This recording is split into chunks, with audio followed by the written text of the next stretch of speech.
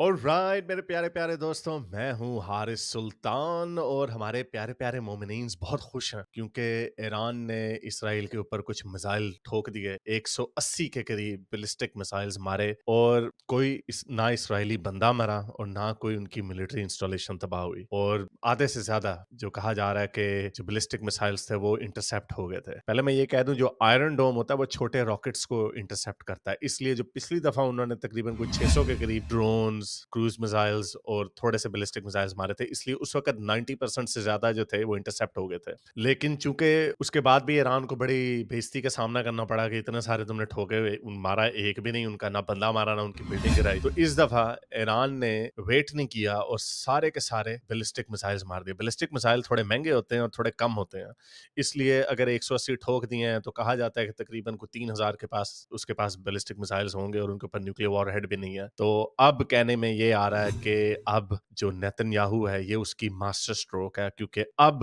Netanyahu को America ने रोक के रखा हुआ था कि एस्केलेट मत करो सिर्फ इसको, बल्कि अमेरिका इस पे भी खुश नहीं था जो इसराइल ने लेबनान में किया। लेकिन अब सारों ने अपने हाथ उठा लिए हैं, क्योंकि अब वो कैसे रोकेंगे, क्योंकि ईरान पे तो उन्होंने हमला नहीं किया, तो ईरान कौन होता है इसराइल के ऊपर हमला करने वाला? क्योंकि ईरान ने ऑफिशियली ये कहा है कि भाई हमने नसरुल्ला और जो हनैया को जो मारा था इसराइल ने, हमने उसका बदला लिया। तो आप उसका बदला, हनैया को तो चले उन्होंने ईरान में मारा, उसका तो बदला लिया जा सकता था, लेकिन वो तो बात गुजर गई, तो 2 महीने हो गए। लेकिन नसरुल्ला को मारने पे आपने क्यों बदला लेना है? क्योंकि आप तो कहते हैं कि वो आपकी प्रॉक्सी नहीं है, तो इसलिए ईरान के पास कोई जवाब नहीं था कि वो इसराइल के ऊपर हमला करता, और इसराइल यही चाहता था कि एस्केलेट हो। बल्कि नेतन्याहू का बयान है, उसने कहा था एस्केलेट टू डी एस्केलेट।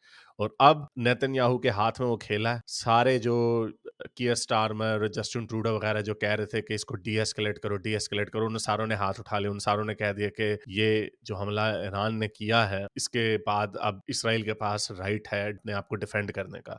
तो उसके नतीजे में अब क्या होना, अब कहा जा रहा है अभी हो सकता है अभी शुरू हो जाए हमला, वरना 1-2 दिनों के अंदर इसराइल ने इनको इनकी नानी याद दिला देनी है। और अब ये दो पॉसिबिलिटीज हैं कि वो किस तरह इसराइल रिस्पॉन्ड करेगा। इसराइल, कहा यह जा रहा है, या तो खमीनाई को डायरेक्टली ठोकेगा, इस वक्त कहीं पे बंकर में छुपा हुआ होगा, या फिर उनकी न्यूक्लियर फैसिलिटीज के ऊपर हमला करेगा। लेकिन न्यूक्लियर फैसिलिटीज पे हमला करना इतना आसान नहीं है, क्योंकि एक उनकी न्यूक्लियर फैसिलिटी जैगरोस माउंटेन्स के अंदर है, जहां पे बंकर बस्टर्स भी नहीं जा सकते, इवन अमेरिका के पास भी वो टेक्नोलॉजी नहीं है।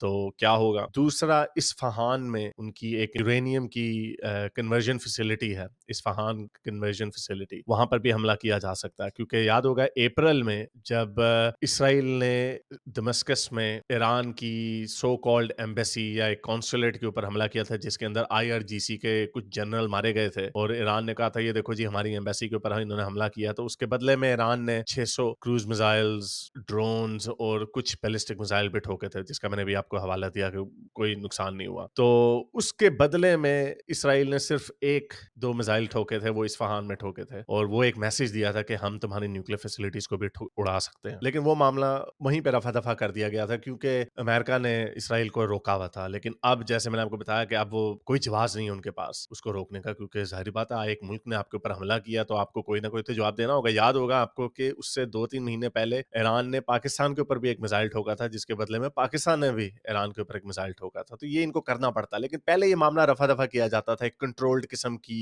टिट फॉर टैट की जाती थी। लेकिन अब ये टिट फॉर टैट वाला मामला नहीं है। अब बल्कि ये इतने ठोकू हैं क्योंकि ये बैलिस्टिक मिसाइल इनके पास जीपीएस टेक्नोलॉजी नहीं है। जीपीएस टेक्नोलॉजी सिर्फ अमेरिका के पास है या फिर चाइना के पास है, और अब इंडिया ने भी अपना जीपीएस बनाया। इवन रशिया के पास भी यही वजह है कि वो बस आर्टिलरी के शेल्स ठोकी जाते हैं जो अनगाइडेड होते हैं। उसका सोल्यूशन ये होता है कि ज्यादा से ज्यादा उस डायरेक्शन में ठोक दो और उम्मीद करो कि वहीं पे कहीं पे जाके लग जाए। इसी वजह से ना इन्होंने आईडीएफ के हेडक्वार्टर को ठोका, ना इन्होंने मोसाद के हेडक्वार्टर को ठोका, बस ऐसे ही अंधाधुंध इन्होंने मिसाइल ठोक दिया। कुछ जो वीडियोस आई हैं जो मिसाइल गिरे हैं वो खाली जगहों पे जाके गिरे हैं। और एक बेचारा फलस्तीनी वेस्ट बैंक में जेरिको का जो सिटी है उसके ऊपर श्रैपनल गिरा, वो वीडियो पड़ी हुई है ट्विटर पे। वो बड़ी बेचारी अफसोसनाक है कि वो बंदा बेचारा वैसे ही जा रहा है और उसके ऊपर से श्रैपनल आके गिरता है, वो वहीं पे मर जाता है, और जिसको वेस्ट बैंक ने खुद कंफर्म कर दिया हुआ। तो इन्होंने अगर मारा भी, एक यहूदी नहीं मारा, एक इसराइली नहीं मारा, और मारा भी तो कौन मारा भी, एक और फलस्तीनी रगड़ दिया। फलस्तीनी बेचारे कहते होंगे हमें हर तरफ से हर कोई ठोक देता है आके। तो अगले 1-2 दिन बड़े इंटरेस्टिंग होने, और पता चलेगा कि ईरान कितने पानी में है। मुझे नहीं लगता, बल्कि मैं जितनों को भी सुन रहा हूँ यही कहा जा रहा है कि अब اسرائیل جو بڑے عرصے سے بہانہ ڈھونڈ رہا تھا کہ ایران کے اوپر حملہ کرے، ایران کی نیوکلیئر فیسلٹیز کو ٹارگٹ کرے یا پھر ان کی رجیم کو ٹارگٹ کرے، لیکن وہ نہیں کیا جا سکتا، اس کے پاس کوئی جواز نہیں تھا، لیکن اب انہوں نے بیوقوفوں نے اس کو جواز دے دیا. لیکن ایران کے پاس بھی بیچارے کے پاس کوئی آپشن نہیں تھی. لوگ اس کو بڑا لتاڑ رہے تھے، محمد حجاب وغیرہ، محمد حجاب تو چلے ایک بندہ ہے، بہت سارے جو پرو پیلسٹائن وائسز ہیں وہ بڑا ایران کو ٹھوک رہے تھے. ایک تو سنی شیعہ کا ڈیوائڈ ہے اس وجہ سے، دوسرا اس وجہ سے کہ بھائی تم نے پراکسیاں چھوڑی ہوئی کرتے کراتے کچھ نہیں ہو. پہلے انہوں نے حماس کو صفحہ ہستی سے مٹا دیا تقریباً، اور اب انہوں نے حزب اللہ کی ساری لیڈرشپ اڑا دیا، اور تم کر کیا رہے ہو؟ تو کوئی تو جواب دو.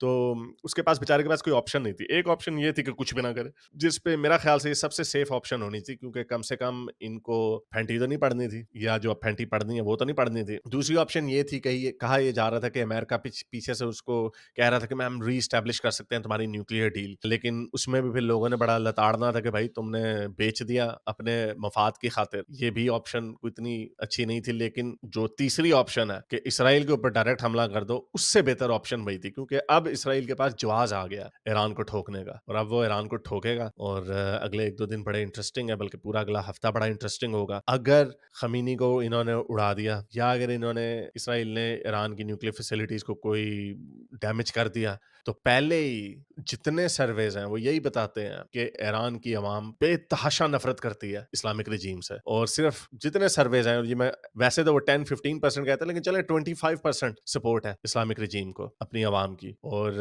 آپ کو یاد ہوگا مہسا امینی کے اوپر جو کتنے اس وقت پروٹیسٹ ہوئے تھے، اس سے پہلے بھی پروٹیسٹ تقریباً 3 ہو چکے ہیں 2010 کے بعد سے، جو پروٹیسٹ نہیں بلکہ وہ ریبیلینز ہوئی ہیں ایک طریقے کی.